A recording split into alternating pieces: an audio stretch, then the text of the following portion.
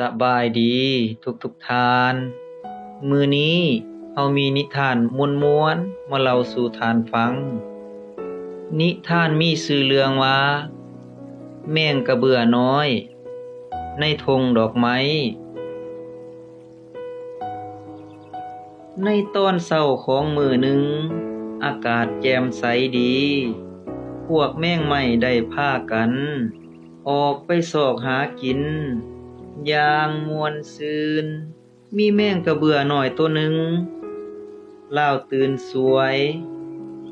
และรู้สึกหิวหลายลาวบินเลาะหาดูดน้ำหวานจากเกสรดอกไม้แต่ว่าในสวนดอกไม้นั้นผัดมีหมู่แม่งไม้จับจองหมดแล้วนางเพิงและลูกๆของลาวกำลังดูดกินน้ำหวานจากเกสรดอกไม้อย่างแซ่บซ้อยแม่งกระเบื่อน้อยบินเข้าไปหาเพื่อจะขอดูดน้ำหวาน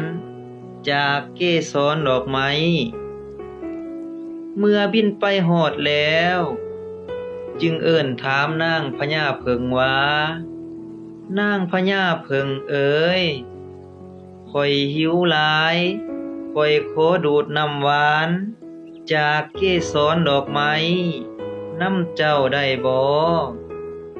เมื่อท่านนางพญาเพิงได้ยินแนวนั้นจึงตอบออกมาว่าบ่ได้ดอกพวกลูกของข่อยยังกินบ่ทันอิ่มเถือเจ้าไปซอกบ่อนใหม่สาเมื่อแม่งกระเบื่อน้อยได้ยินแนวนั้นก็บินไปเรื่อย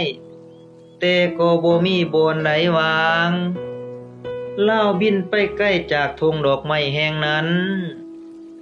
ทันใดนั้นก็มีลมพัดมาอย่างแรงเฮ็ดให้แม่งกระเบื่อน้อยถูกลมพัดติดใส่ใยแมงมุมเป็นเช่นนั้นแม่งกระเบื่อน้อยเลยห้องขึ้นว่าโอ้ยแม่นหยังน้อคือมาเหนียวแท้ๆแม่งกระเบื่อน้อยหาวิธีหลุดออกจากใยแมงมุมนั้นมันทั้งดินและทั้งห้องเพื่อให้หมู่มาช่วยในขณะนั้นแม่งเต่าทองที่หากินอยู่ไกลๆนั้นก็ได้ยินเสียงขอความช่วยเหลือลาวจึงพาไปช่วยทันทีพอมันบินไปถึงมันก็ฟ้าวเข้าไปดึงแม่งกระเบื่อออกอย่างแห้งแต่ก็บ่ออกแม่งกระเบื่อน้อยก็เว้าขึ้นว่าโอ้ยข้อยต้องกลายเป็นอาหารแมงมุมแท้ๆแล้วแม่งเต่าทองก็เว้าขึ้นอีกว่า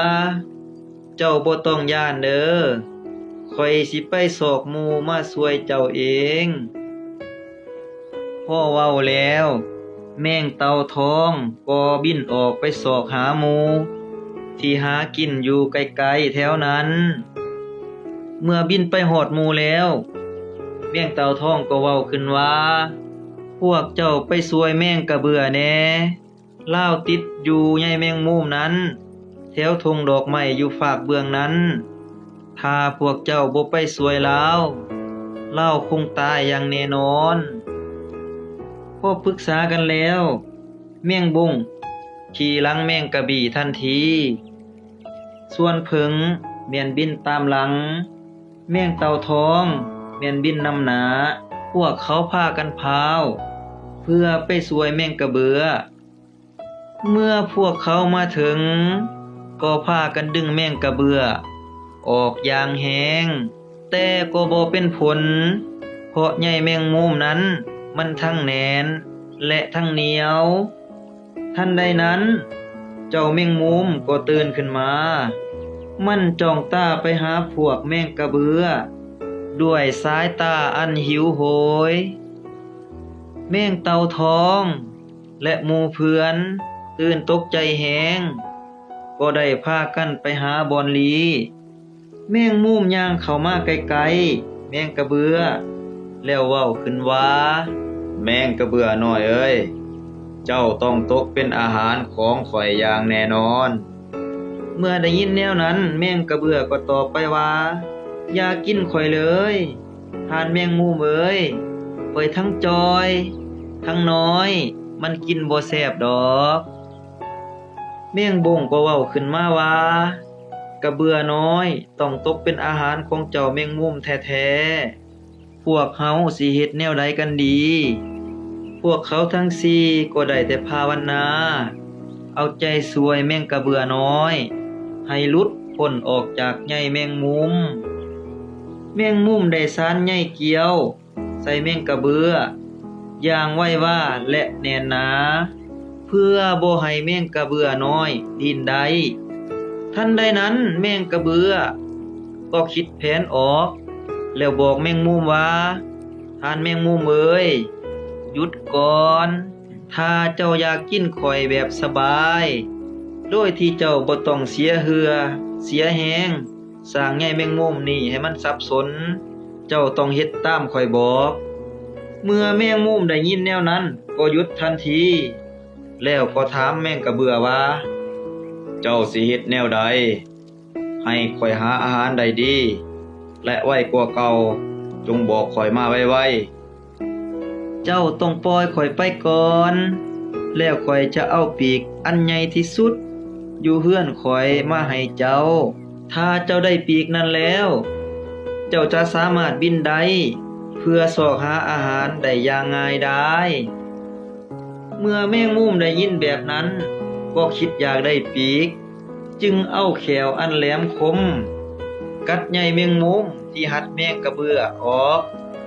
เฮ็ดให้แมงกระเบือหลุดออกได้แล้วบินหนีไปอย่างไวว่าส่วนแมงมุมก็ได้แต่นั่งเสาคอยทาปีกน้ำแมงกระเบือน้อยนิทานของพวกเฮามาฮอดนี้ถือว่าจบนิทานเรื่องนี้ส่องแสงให้เห็นถึงความฉลาดของแมงกระเบือน้อยในการใส่ไหวพริบในการเอาตัวรอดจากแมงมุมหากท่านใดได้รับชมรับฟัง